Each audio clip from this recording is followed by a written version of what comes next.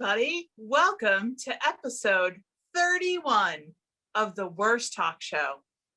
31, Dave. Is 30, that amazing? 31. It seems like just yesterday I was 31. Was it just yesterday you were 31? No, I mean, you are not. very, Definitely not. Young. Young at heart. So we are borrowing the daughter's MacBook, if you will. Look at the camera, would you? It's Hi. rude. You talk to them while I get this situated. Hi, guys. Angie's just setting up some technical stuff. I don't want to bore you with it. It's just a bunch of technical mumbo jumbo and that I really don't know anything about. I'm about as helpful as... Holly Cantor is here. Hi, Angie and Dave. Great to see you. Holly, we're happy you're here. We didn't, normally I like to hype the show a few hours before the show to get everybody in that mode and to remind them to log on, and I did today. So our faithful Holly is here, and Hi, Holly. Howdy, Holly. Extremely happy about that. So Sam. oh my God, Sam. We need to talk about Stanley Tucci. The show. Holy crap. Ninja, that show. He's got a new show on CNN where he goes around Italy and makes us drool. And so good. We're definitely going to talk about it. Casey Riddles is in the house. Vicky Salapande. Vicky, you held the torch for all of us this weekend. We completely spaced on the Juliana Hatfield show. So we're going to need your updates, please. Dave is, he's not rocking the Bono look. Well, he is, but only by happenstance. Okay, so. Hi, Sean O'Brien. They're light blue, so everything looks a little blue. They're not shaded, but they're bifocals and they're safety glasses. And now that I'm getting old, I have trouble. So now I can kind of see up close. Wow, look I have fingerprints. So there you go. Do you want to tell them that you got a deal and got like 5 extra pairs? Okay, these are by Bomber Floating Eyewear. So they make safety glasses. They make. By the way, this is not a sponsor or an ad in any way. But I gotta tell you guys, they have like all different kinds. I never seen so many safety glasses. All different colors, all different lenses, shapes, sizes. They all float. So if you drop them in water, if you're on a boat and they fall off because you might have had too much to drink, possibly, if you were like a Tom Brady type person, or if you've been fishing and you're fighting a fish and the fish gets the best of you and your glasses fly off, they float. You can watch as a big fish of some kind comes and swoops Wait a minute. them. A big fish of some kind? Yes. What kind of fish would come out and grab your sunglasses and then go back in the water? You know what? I mean, it's not a fish, it's a mammal, but a very, very stylish dolphin would do that. Okay. Understood. Also, Casey Riddles said that they are the coolest bifocals ever. And I think they're pretty cool. The archive is up for 2 weeks, by the way, the Juliana Hatfield live Q Division show. As far as I know, and Ed V and I did discuss this a few weeks back, they all the Q Division things that they're doing should be archived for at least 2 weeks. So if you don't catch it live, you can go back and watch it later. Oh, by the way, I just want to make sure so there's no any kind of confusion. Okay, Q Division Studios has nothing to do with QAnon. They're not related. Nobody needs to even mention that. Now, like some weirdo is going to pick up our broadcast because we said that, and now we're going to be on a watch list. What's one more weirdo? Thanks a lot, Dave. What's one more weirdo? I mean, we've got Casey. I mean, how weird can it get? Angel Wood Gallo is in the house. Hey! Welcome. So give Paul Gallo a kiss for me. Yes, for his birthday. Happy belated birthday to Paul Gallo. Use tongue. It looks like Angel and Paul, PG, as he's known by his friends. Well, yeah. At least Dave, right? Are you the only one that calls him that? We're gonna work on like a side project at some point. Snowmobiling, and I think I might want to try that. Well, I mean, it sounds good to me. Yeah. What's not to like? I don't know. It's like Snow. not having to learn how to drive a motorcycle because it's snow. I mean, you could still obviously hurt yourself and damage Oh, yeah. things, Oh, obviously, please. but it looks super They exciting. tell you don't ever go alone. In fact, a friend of mine went snowmobiling alone one time. Old Billy- Jedediah? Like, are Billy- you making this up? Billy Frost. He's a Okay. friend of mine. He All kind of right. talks like this. All He's right. he's awesome, smart, cool, funny. But he calls me Gypsy Davy. What does he call Just you, like Gypsy? He made it. I don't know. It's his Okay. nickname for me. All right. Is So this like a anyhow, carpenter thing? he is a carpenter, All and right. a good one at that. Mhm. He went snowmobiling, went up over a rise, and the sled got out from under him a little bit, and his leg went underneath, and the snowmobile landed on his leg, and he's out in the middle of nowhere by Oh my himself with a God. broken leg. That's why I'll never go snowmobiling by myself. All right. So Billy, I love you. basically, Angel and PG, what we're saying is the next time you go, maybe think of somebody and we can bring snacks. By the way, can we mention Angel's podcast? Yes. Okay, so what? It's a true crime podcast, right? Yeah. Podcast. It's not a podcast. It's not a podcast. It's a podcast. Okay, So but like, this- Angel, of course, everybody knows this Angel installment. is the owner and operator of Boston Emissions. She's the CEO, the CFO, owner, operator, you name it. It's her, Boston Emissions. But also she started this amazing true crime podcast. Right. Now you What got is me it? to say It's a true podcast. crime podcast. You True heard it crime here, podcast. folks. I can't say Yeah, it fast. nothing but professional It's around a here, true folks. crime podcast. Oh, you almost I did believe it again. It's also locally sourced. So here's the thing. What, like out of the oceans, off the like the coast? Just stop it, okay? It's all true Stop it. crime from this particular And this is area. the thing. I just heard the teaser for the Station nightclub fire.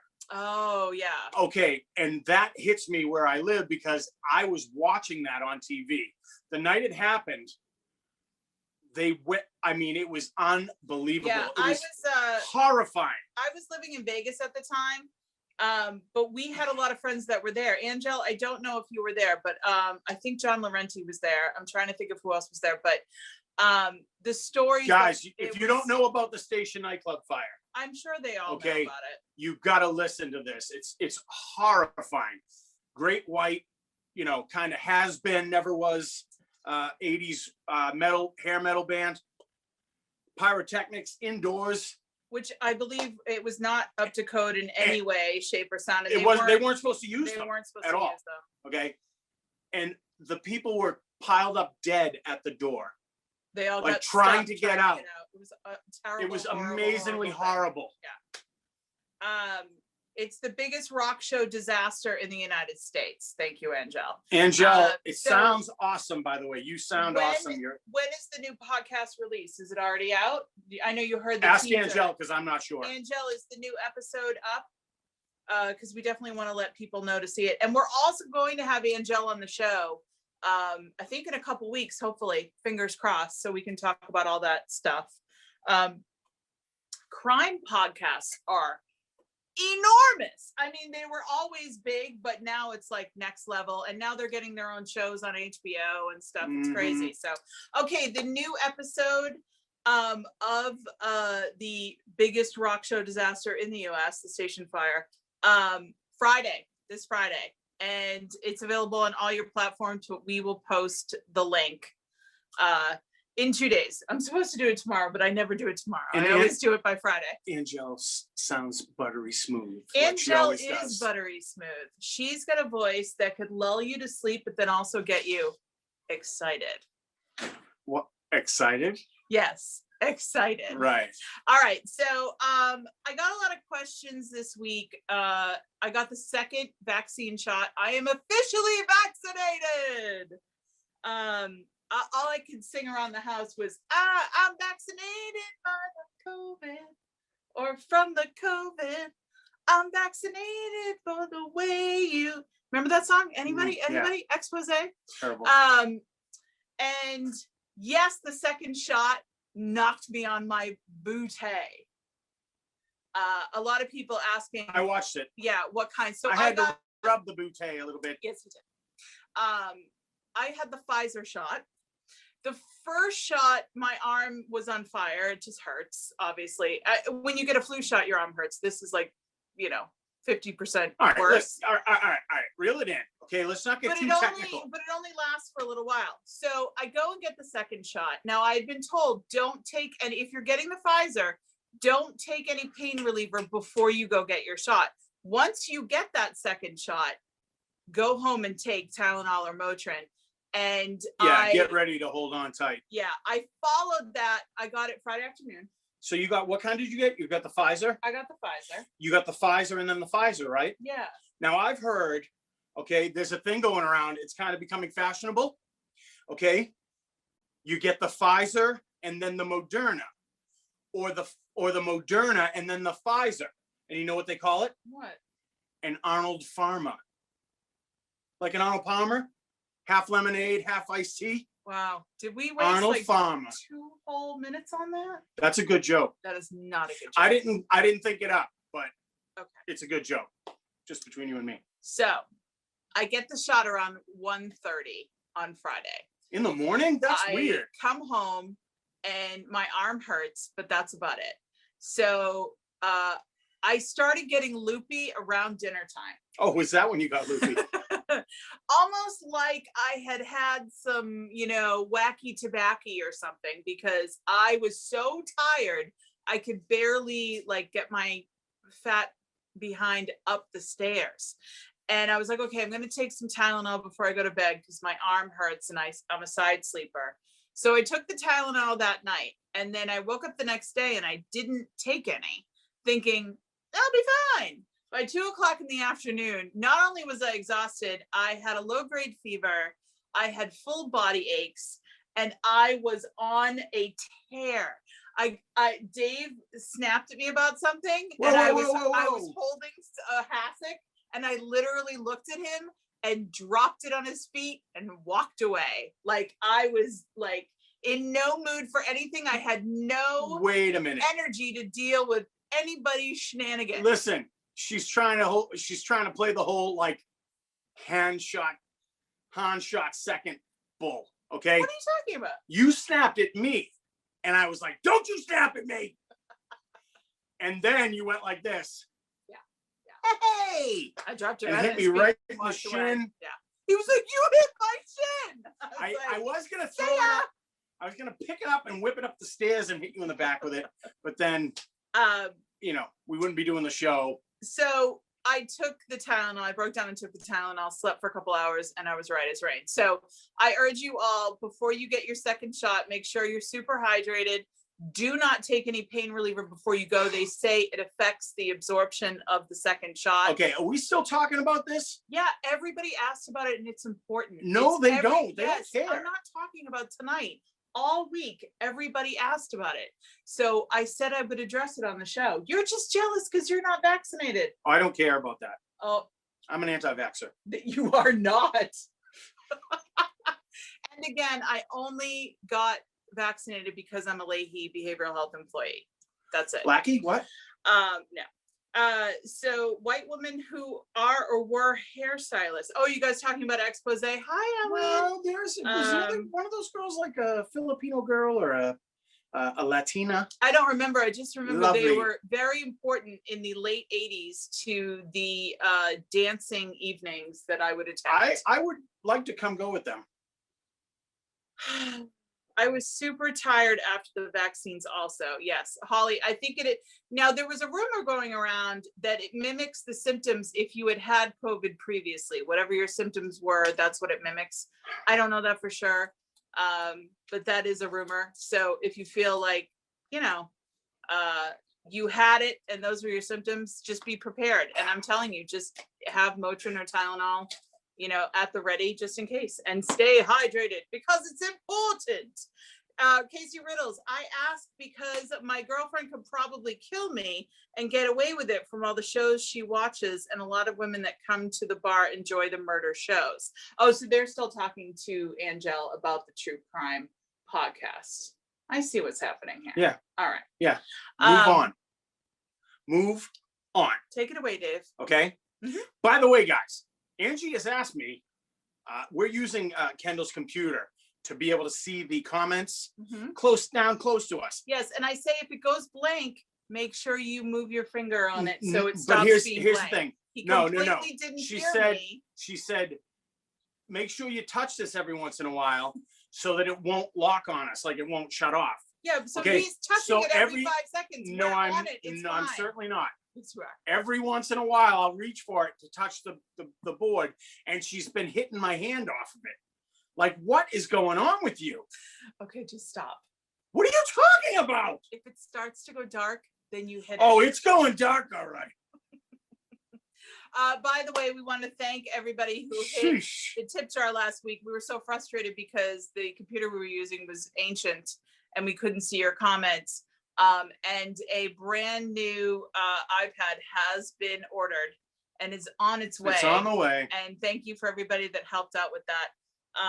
And so in the interim, until it gets here, we've basically blackmailed Kendall into using it because she needed more driving hours today, and Dave took her because she's going for her license test tomorrow. And we said, well, Dave will take you driving if we can use your computer. That's not why. She let me use it because she loves me.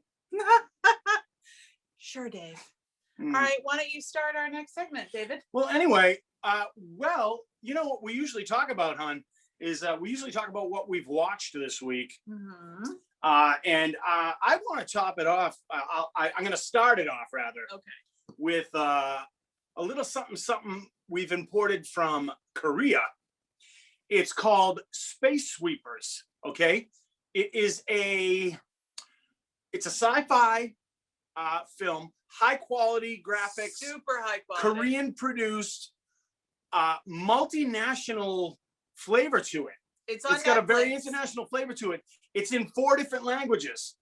So there could be, Spanish on the screen with subtitles. There could be Korean on the screen with subtitles. There was, what else was there?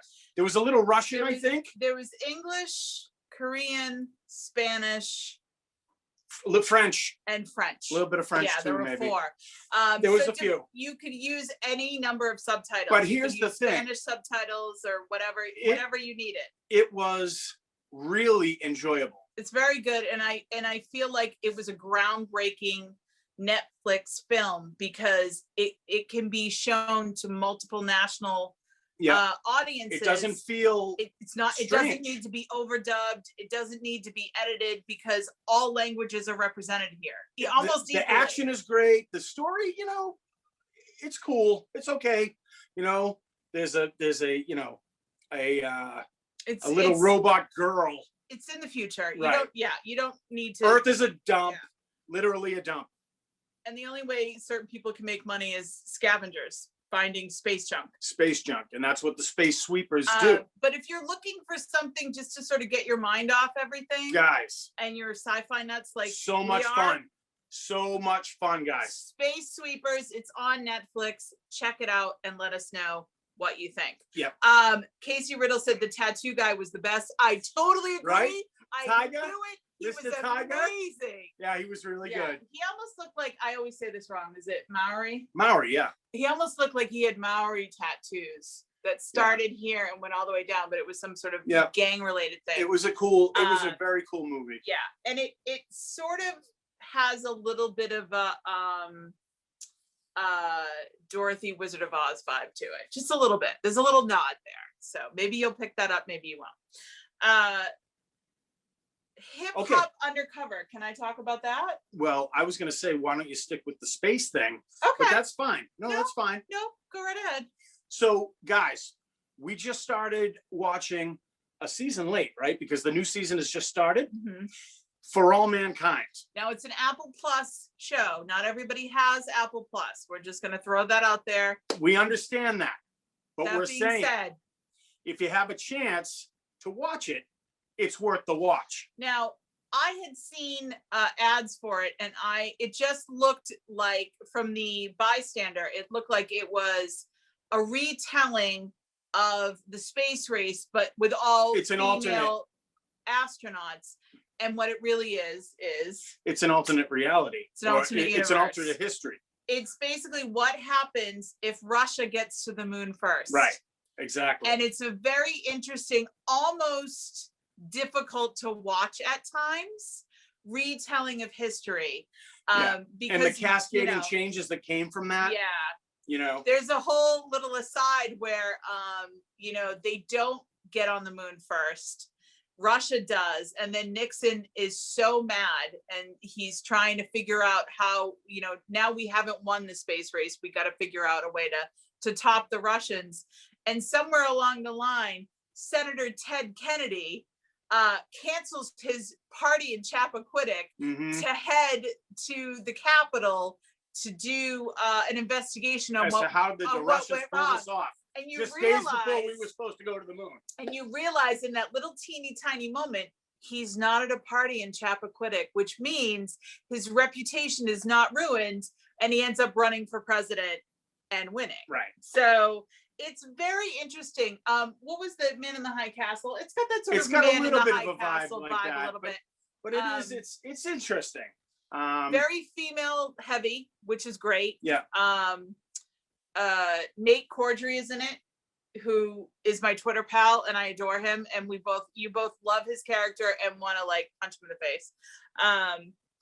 But the woman who plays Molly Cobb, who was one of the pilots during the original space race that didn't obviously get to do anything because she was female, but she absolutely in like the been. Mercury Gemini era. The woman who plays her is just fantastic. It's really, really good. Who plays Nixon? Nixon plays Nixon.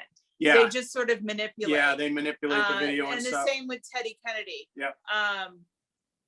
Angel says, "Oof, never let Ted drive you home." Mary Jo does come up later in the show as well. There's a lot of Easter eggs, if you will. There's a lot of little things that if you know the history, you're like, oh, wait a minute, So guys, we binged it for a whole weekend. Right, and then we get to season 2, and now I found out that the second season just started and we have to wait a week for an episode. We're not good. I don't like it. We're not good at watching television episodically. We tried to catch up on WandaVision and now we got to wait again because it's just too frustrating for us, honestly. I want instant gratification. So Hip Hop Undercover, I sort of tried by chance. I don't know if you guys know, but Salem State Radio, WMWM, back in the late 80s, I was the rap director. Thank you very much. I was very big in the 90s hip hop scene. So I always feel like I know the origins of hip hop. I'm good. I don't need another history lesson. But I was like, okay, it's undercover. What is it about? I'll check it out. Behind the scenes. It's on FX. And if you have Hulu, you can watch it. And what it really is, it's all about the drug dealers and the heavy hitters who made hip hop possible. All of the guys and gals that were behind the scenes and bankrolled hip hop straight out of the crack epidemic, by the way. It's fascinating. And you go through several episodes before you even get to like Run DMC. You know what I mean? Can we binge that? Very good. Is that bingeable?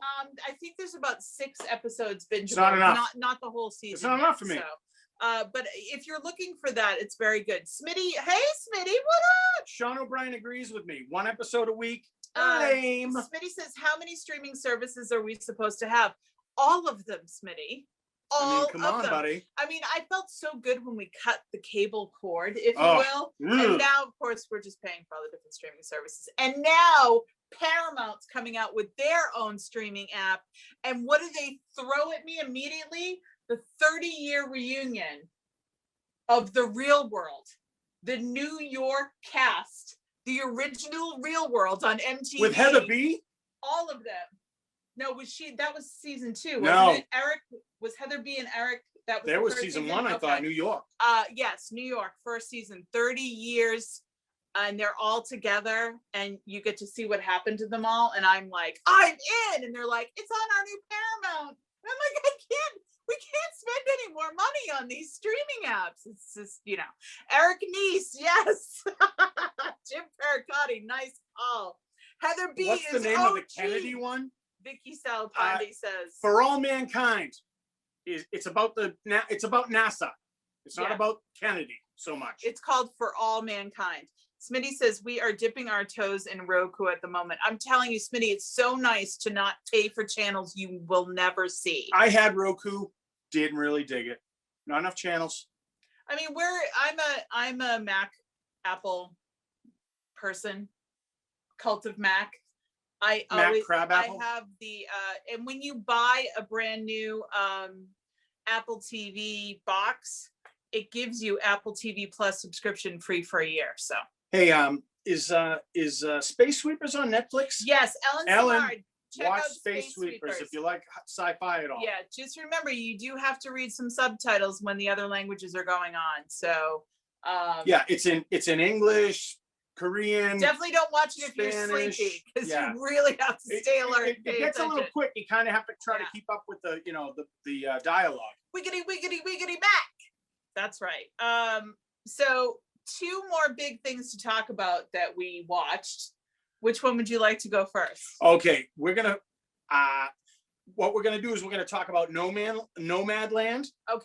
Okay, and then we'll talk about Stanley Tucci. So Nomadland, which you've probably seen advertisements in your social media feeds as well as on television. It's like a big release. Frances McDormand. It does scream independent film. However, it will be nominated for Golden Globes. It will be nominated for Oscars and SAG Awards and directing. I mean, this movie blew me away. It's such an American movie. Like it's like it's like on the road dream. It's like on the road for today. Yeah. Okay. It has to do with like the American retiree and like baby boomers and kind of how the bottom fell out for a lot of people. It starts off with one town, Empire. Was it Empire, Arizona? Empire, Arizona, and so there's a mine. There's a mine where they mine gypsum, which makes drywall. Okay. The mine closes. The plant closes. And in what 2 years or something? Within a year? No. Within a year, the post office takes away the zip code. Everybody moved away. Everybody moved out, and it picks up there. And there's a woman, played by Frances McDormand, who is just delightful. I mean, it feels like a documentary in a way. It feels like a documentary because many of the actors aren't actors. Right. Almost all the people in the movie are actually the people. And they live out of their cars, live in their vans, and motorhomes, and they travel around the world catching work where they can.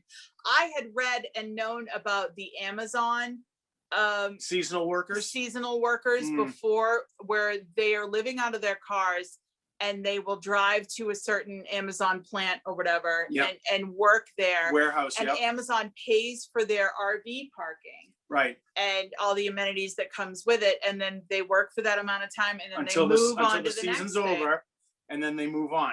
Think about all the people in your lives that that got effed out of their retirement. Yeah. In one way or another. Yeah. And cannot live on $500 a month. Listen, how many times did you cry?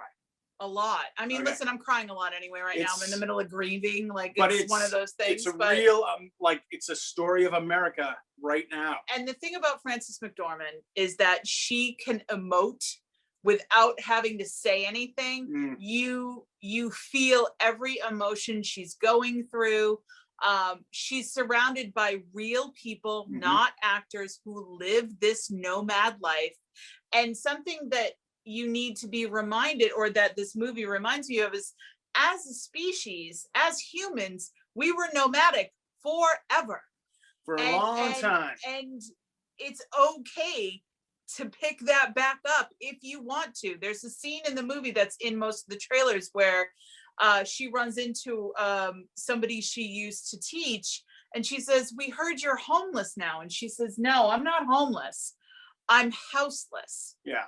And it's a big distinction, and it's important somebody commented, my good friend Irene Davis, who I worked with at WMWM a million years ago, was talking about how much she loved the movie on my Facebook. And she said something about having agency of their lives. Yeah. These aren't people that are living in They've shelters. chosen to live this way now. Yeah. Because it's freeing. It frees them financially, okay? And it frees them to travel. And like you said, they have agency over their own destiny, really. And there's a guy on Bob, YouTube. What is Bob? Is it Bob Mills? Bob Wells or something? Wells. Yeah. Bob Wells. And he it's will a real guy. tell you how to do this. And they have meetups all over the country. Yeah.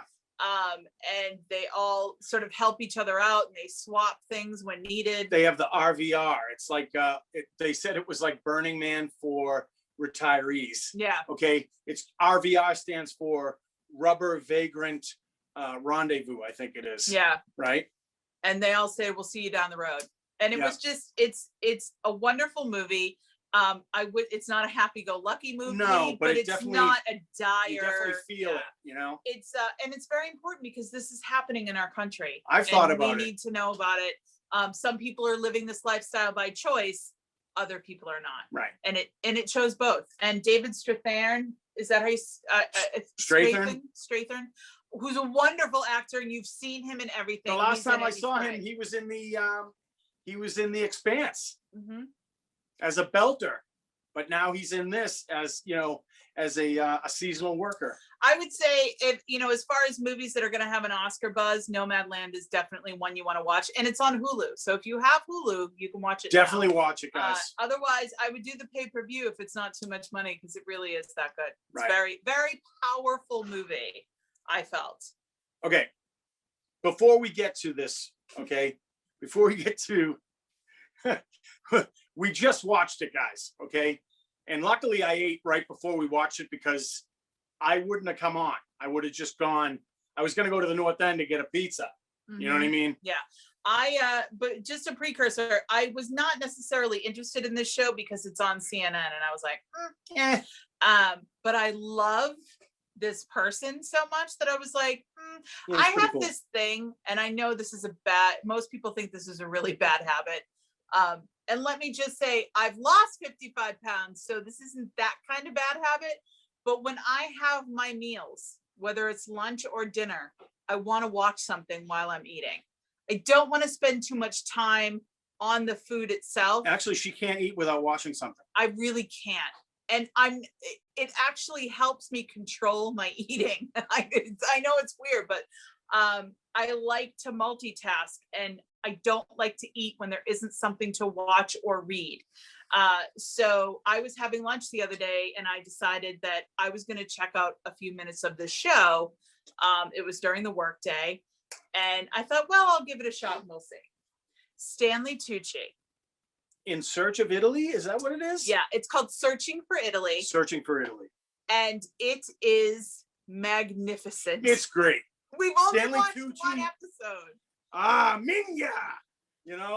I love it. Good. It's got me like talking with my hands, yeah. Using Italian phrases that I learned in high school. So Stanley, who's impeccably dressed and always looks like $1 million, starts off in Campania, which is one of the poorest parts of Italy.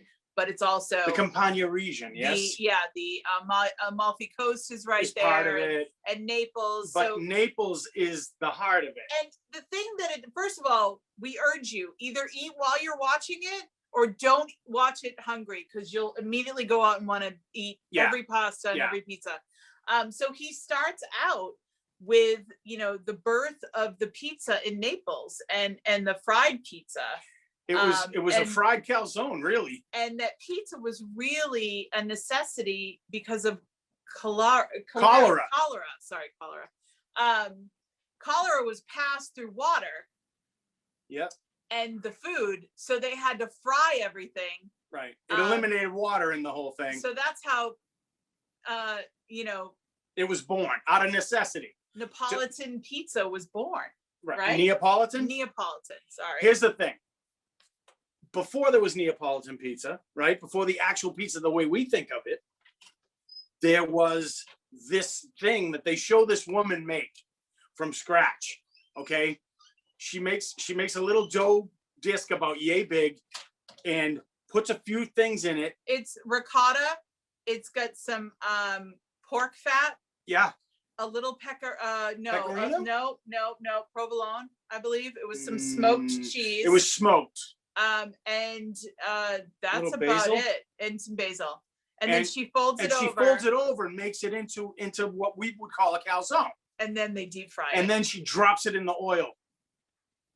It was, yeah. So that started the thing. That started it. Okay. But then they go on. And they go from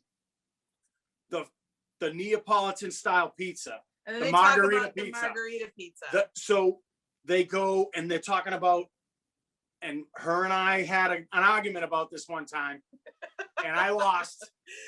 They're not American buffalo, okay? They look like Cape buffalo, like from Africa, okay? Can I just tell them what happened? Buffalo. I made him dinner one night, and we had fresh mozzarella, and I told them that real mozzarella is made with buffalo milk, and he did not believe me. Well, it was like the buffalo wings thing. There's not wings on a buffalo, okay? I hate to break it to you, Casey Riddles, but there aren't any actual wings on a buffalo, okay? The wings come from chickens, and they cook it in the style of Buffalo, New York. Mozzarella comes from milk de buffalo. It's actually, buffalo mozzarella is actually made from buffalo milk. And they go to one of the most renowned mozzarella cheese. The place. And you watch them make it, and then eating it fresh. Most cheeses have to age. It sits in a little salt bath for 2 hours, and then the fresher it is, the better. Yeah. They say. And so you watch Stanley Tucci eat it, and you're like, oh god. So he bites it. They give him a ball, okay, and he bites into it, and it squirts, right? And what did they say? And the old time Italian guy's like, hey, and he says it in Italian, but he's like, look, if you cut open this buffalo mozzarella and milk comes out, buy that. It's fresh. Like, buy it. That's the stuff you want. It was unbelievable. And how could they top that? The tomato. Guys, I've been raving about San Marzano tomatoes forever now, right? Mm-hmm. Since you've known me. Yes. Okay. The San Marzano tomato is from Naples. Yeah, it's in a very specific area, and it has to do with the volcanic soil from Vesuvius, which is right there. So every other San Marzano tomato that you have from around the world, including the cans that are probably in our pantry right now, are not the real San Marzanos. But when you look at it, it's like Uncle Vinny's vineyard. It's under a freeway. There's a freeway. Yeah. And like part of the field is under a freeway. Naples. One of the rules of the San Marzano is it has to be a very small farm. They can't grow a huge amount. It has to be small. First of all, they can't afford it. Naples is like one of the poorest places in Italy. Right. They open up with that. Right. Right. Mozzarella. So it was just wonderful. And Nikki T. Watching everybody, of course, Nikki T has to chime in when we're talking about Italian and San Marzano. The guys, the cooks that they have on. Oh my goodness. So Smitty and his partner have already watched it, and they said they watched it, and they had to eat again. I'm telling you, they do. It's crazy. Because wait, it's not over. Yeah. This is one episode. I know. Okay. So he's in Naples, Napoli. Hey, come si chiama? Mezzo what? Okay. So anyway, he eats the fresh mozzarella. Okay. Then he's sitting. The old timer cuts him a San Marzano tomato. Yeah, they talk about how the skin is. They're squatting by the field, it's incredible. and they're eating these. And he's like, it's nothing. It's like nothing I ever had before. And one of the old timers is dropping mad knowledge. He's wicked cool. I was like, I want to be there with these he's people like the right father. now. He's like the godfather of like Neapolitan style pizza. Yeah. Right. Yeah. And they're like, And Sam Mavola says a tomato in Italy is an entirely different animal. And the tomato in this part of Italy is an entirely different animal from that. And that's how the margherita pizza was born. Also, if you don't know where margherita comes from, it was a queen of Italy. requested a pizza Mhm. from. Well, they named it after her, and they named it right? after- in yeah. honor.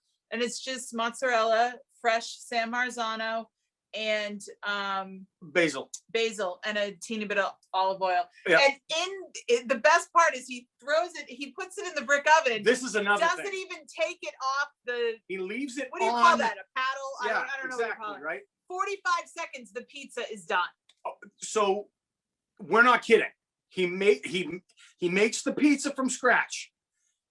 He puts it on the wood thing, the wood paddle in the brick oven, And then he leaves it on. He holds it in the oven, and he kind of flips it around like he can, like, just so it rotates. He rotates it in there just by flicking it a little bit. 45 seconds, he pulls it out. It's done in less than a minute. So it's got to be like a 1,000-degree. And you gotta love it. It's not tomato sauce. It's just a jar of San Marzano. It's just crushed tomatoes. There's nothing else. There's no herbs other than the basil. There's no garlic. There's no, highfalutin anything. Look, just good quality fresh ingredients. Now that we've look at me. now that we gorged ourselves on all of this pizza, okay? How are we gonna clear our palates? Amalfi Coast time. Okay, so they beep up down the Amalfi Coast a little ways. Oh wait, we forgot about the rabbit.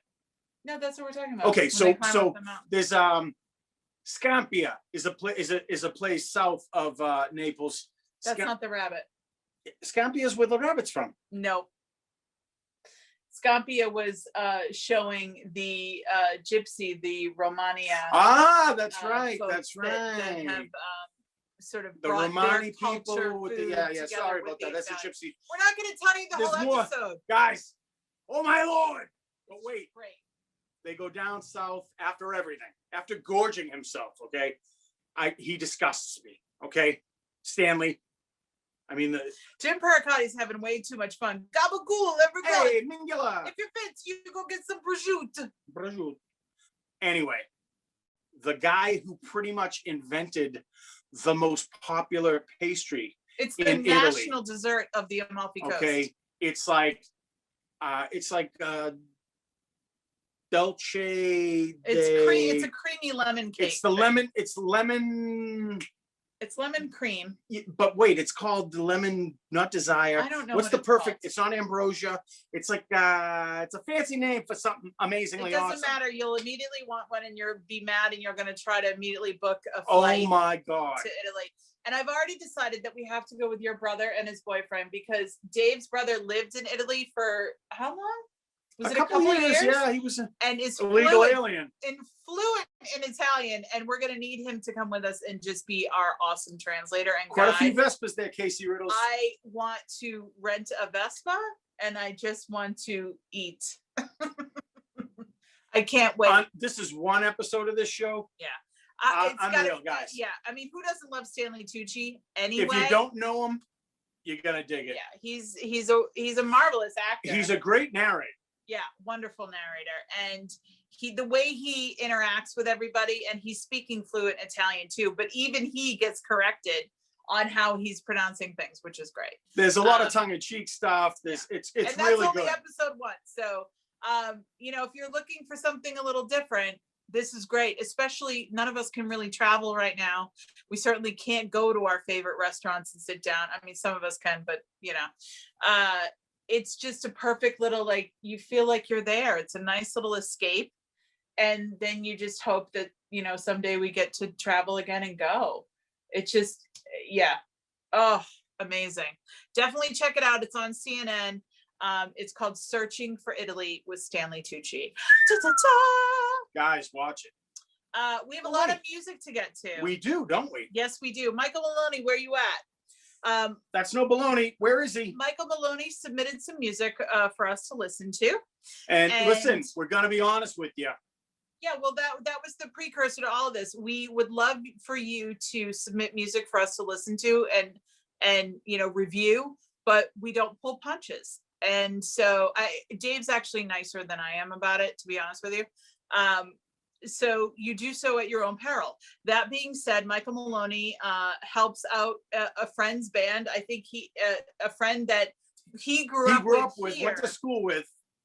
now lives in Bogota, Colombia, and has lived there for like 20 years. Has this band that's been together for a few years called Infinite Sonic. So he sent us a couple of tunes. Wonderful. Yeah, we dig it. We both totally like it. Dig it. It's very reminiscent of like mid 80s alternative, but the mid 80s alternative music that was heavily inspired by like the late 60s. A little California style, Yeah. like a little bit of jangle to it, right? Yeah. So it's kind of It's like upbeat. new. It's like California new wave-ish. You know what I mean? There's a lot like I mean, it's not the Plimsolls. No, but at certain points I could hear a little Hoodoo Gurus in there. Yes. Okay, you know, like it's that kind of stuff.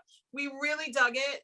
So thank you, Michael Maloney, for sending it to us. We will post the links. Infinite Sonic. Infinite Sonic. Definitely check it out. Speaking of music, our pal, our brother, Rice Edmondson, has new music out, and we loved it so much he's going to be on the show next week. Yes, we booked him for next week. The song is called The Last to Know, and there's a video, and we're going to play the video next week as well. Okay. The video is fantastic. All right. There's parts of it I like, and there's a couple parts I'm like, nah. Well, I mean, he made it like clearly in his basement because literally shot in his basement. The thing about Rice, one thing he's done since the beginning of the pandemic is pal advice from Rice. Boo. It's this little daily thing he does early in the morning where he just sort of greets his friends. It's a little video. He says, like, hi. Hey, how are you? Did you have a good day? Make sure you have a good day today. You know, and he reminds you to do things like wash your feet. A lot of people forget to wash their feet when they're in the shower. So anyway, this song is fan-effing-tastic. Guys, I was blown away. Yeah. It's really good. We're really excited. We're pretty stoked for him. So we're psyched for him to come on the show. Right now it's only available on Bandcamp, but he assures me it will be on all platforms very soon. We finally got him on Twitter today. So if you're on the Twitters, you can follow him. His name is just flipped. It's Edmondson Rice. So, and Edmonston is Edmonston. Now, Rice, as many of you know, has been a part of the music scene for a very long time here. And he was one of the original members of Darkbuster, but he's had a slew of other bands. And he is the drummer for the Abby Barrett band, as well as like a million other bands. Right. He also, if you ever go to a Hot Stove Cool Music, he's behind the scenes, working hard, getting stuff together.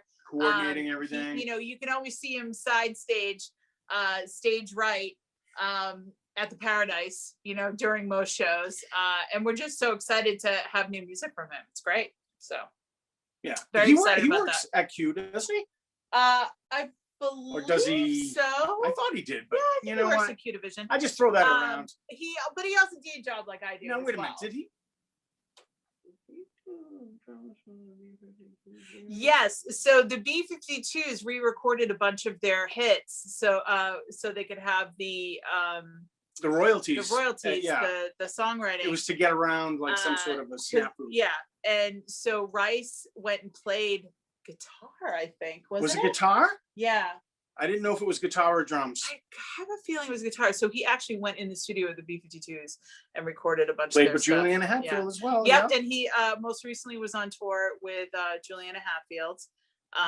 And he's just one of the most awesome people we know. Look, what I said to him, I mean, we both were gushing and like, we were like, hey, I immediately like instant messaged him when I heard it. When I saw the video, and I was like, dude, congratulations. Like, you're such a mensch, like that I forget how talented you are sometimes. Yeah, it is. He's just such a down-to-earth guy. Like he's just he's a can of corn. He's a good guy. He's a can of corn? Yeah, like Robin Williams said in that, his acceptance speech when he won the Oscar for Good Will Hunting. You know what I mean? So anyway. How do you even know that or remember that? I remember things. So we're very excited. We're going to have Rice on the show next week. We did listen to some other new music. And the Dropkick Murphys have a new record coming out. They released, I think, about 4 songs on Apple Music. Yeah, I'm not sure. What's weird though is it's all strings, right? Yeah. I mean, it's Dropkick Murphys music for It sounds sure. like the Dropkick There's Murphys. there's a song about what's his face from the Clash stealing his pudding, which is What is up with that? hilarious. Mick Jones nicked my pudding. Nicked my pudding, and I'm like, What? okay. Is that code for something? And there's a middle finger song. I think it might be just called the middle finger. But it's definitely Dropkick Murphys. But it has sort of a freshiness to it. I don't feel like I was excited to hear it. Yeah. Some Dropkick Murphys listen, records guys, come out and you're like, it's the same. The thing. Dropkicks aren't breaking any new ground. It's just fun. It's super fun. It makes me want to punch people in the face. Yeah, so Nikki T says, yes, the guitar on B-52s, I was correct on that. He does not work at Q. He just kicks it there. Yeah, he kicks it there quite a bit. Yes, he does. Yeah. And Q Division is moving, isn't it? Yes, we don't know all the specifics yet, so but I don't think you were supposed to divulge that. Sorry, ain't no party like a Q party, a Q Division party. Telling you. My God. That's where I made my debut. If you ever get a chance to go to a party at Q Division, do yourself a favor. It's a lot of fun. If you like music and you like it all night long. And you like to be super squished. It's so great though. And they have a soda machine that's filled with seltzer and beer. So it's like everybody's taken care of. Yeah. Speaking of music, I did want to mention, I completely forgot that Mark Lanigan of the Screaming Trees and Mark Lanigan, Queens of the Stone Age. I mean, he's played with everybody and has been working this whole time, unbeknownst to me. I didn't realize how much work he has amassed at this point. Came out with a memoir last year, and I just started reading it. It's called Sing Backwards and Weep, and I cannot put it down. The bike story is hilarious. Don't tell it. But there's a story. Mark was not like a well-behaved kid when he was like middle school age or so.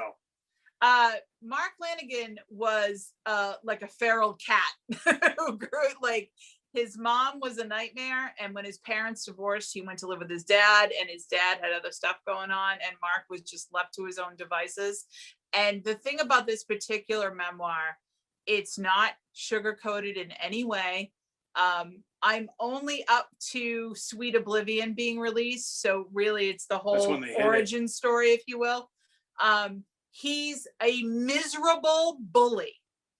And what it really is that he had behavioral health issues that went undiagnosed for years. So he not only self-medicated, he was super duper depressed and mad at everything and took it out on everyone. And you like really, a mad dog? Yes.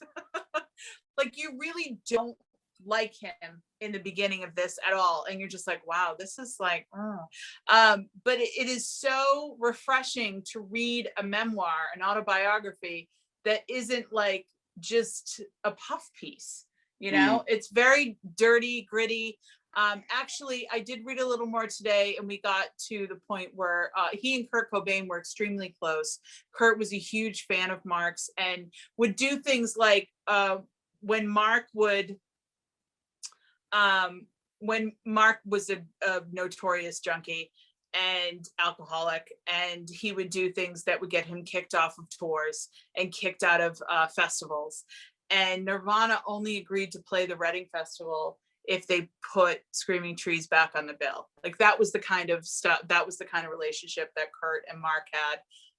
And he gets into that as well. So if you're looking for a memoir to read, I would definitely check it out. Sean O'Brien says he's not a well-behaved adult either. Yeah, reading this, I can imagine. What about the song I sent you? Casey Riddle sent me a cover of what is essentially a cover of the Josie and the Pussycat song. Is it called 3 Words? I can't remember. But it's a super catchy, ridiculous song that originally was sung by Kay Hanley. Although I think it was written by Babyface, if memory serves, for the Josie and the Pussycats movie. Okay, so wait a minute. We're in the home stretch here. You realize there are only moments left in this show. Yes. Okay.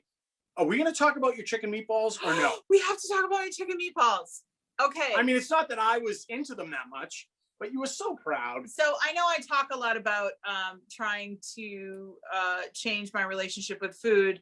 And one of the things I'm also trying to do is I'm trying to not eat red meat except when I really crave it, because it just doesn't do me any favors when you're trying to lose weight. So I've been getting a lot of ground turkey, and I've been getting a lot of ground chicken. So I'm trying to find new ground chicken recipes other than just using them for tacos. 3 small words. Thank you, Casey. Sorry about that. I totally spaced. So I found a low carb meatball recipe with ground chicken. And instead of using breadcrumbs, this is genius. And maybe you already know this. You buy a bag of pork rinds. So I bought a huge bag of baked pork rinds with Himalayan pink salt or whatever. It's Himalayan. And I just threw them in the food processor and pulsed them to the point where they look like panko breadcrumbs. And you use that instead of breadcrumbs. So there's no carbs in the meatballs. And you bake them on parchment paper in the oven, and then you put them in the sauce that's already, warm on the oven. And I probably kept them in the sauce for maybe an hour, not even. What, before you ate them all? Oh my God, they were so good. And I was like, I couldn't wait for Dave to have one. And I'm like, there's no way you're not going to like this. It's effing amazing. I'm so proud of myself. And he was like, yeah, it's okay. It's just not my thing. It wasn't my thing. Well, it's my thing, and it's going in heavy rotation. I don't know if it's the pork rind thing. Chicken meatballs. You do have to make sure the pork rinds. You do have to make sure the pork rinds are pulsed to a complete breadcrumb consistency. If you have any too big of pieces, they don't quite melt away in the meatball, and you get that little piece of pig skin fat, and you're like, gross. So you do have to make sure that that's pulsed correctly. Yeah, your meatballs shouldn't crunch. Ellen Smart says, we eat lots of ground turkey. I make my meatballs with turkey. I let my sauce and meatballs simmer all day. Yeah. Right. It's just the longer the meatballs sit in the sauce, but not having to use, normally when I make meatballs, it's beef, it's pork, and it's what's the other one? Veal. It's 2 parts beef, 1 part pork, 1 part veal, and that's how I make a traditional Italian meatball. But for these, just I couldn't get over how much flavor the porco breadcrumbs, if you will, added to the meatballs. So exciting. Okay, now wait. Definitely try it. Also, you made turkey tips this week. Yes, I did. Fantastic. Mm-hmm. We just bought turkey tenderloin, and I cut it down the middle. I took the membrane out and just. That was from Aldi, right? Yeah. And turkey from Aldi? Yes. Right. And what did we try this morning? Oh, so Dave loves the prepared foods at Aldi. That's where we go for our date night once a weekend. The brand name is Park Street Deli, I think. Yeah, called. Park Street Deli, and this was the stuffed turkey, and it's stuffed with sausage stuffing too, right? It was really dense and flavorful sausage stuffing with cranberries in it, but the turkey was so well seasoned. I was like, really? Yeah. 3 minutes in a microwave? Yeah. Right? I'm telling you, I know we talk about Aldi all the time. Like, I feel like they should probably pay us, but whatever. There's a reason. It's just some of these finds that you get, and we found out that we've been going too late. We missed out on a lot of stuff. You're supposed to go Wednesday mornings, like when they first open. That's when prepared foods everything comes, because sometimes we go too late. We didn't go until Sunday this week, and we missed a bunch of stuff. Look what time it is. What time is it? It's 8:29, folks. We don't want to go too late now. Where is there an Aldi's? It is in Medford. Wellington Square. Square. We urge you to go and check it out.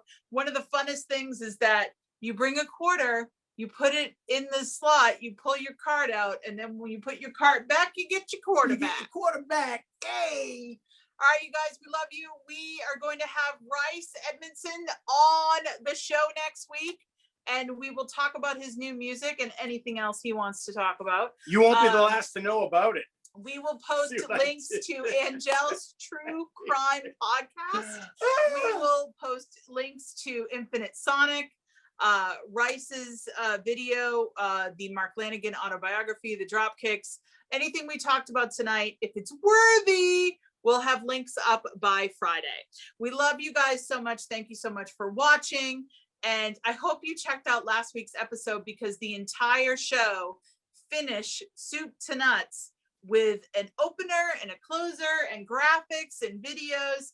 We posted on the page this week for you to watch in its entirety. Uninterrupted? Yeah, if you don't get to catch it on cable television. So we'll try to do that more. So we love you guys. Make sure you hit up the Venmo tip jar. We do need help with underwriting because we's po. And that's it. We love you guys very much. Good night, guys. See you next week.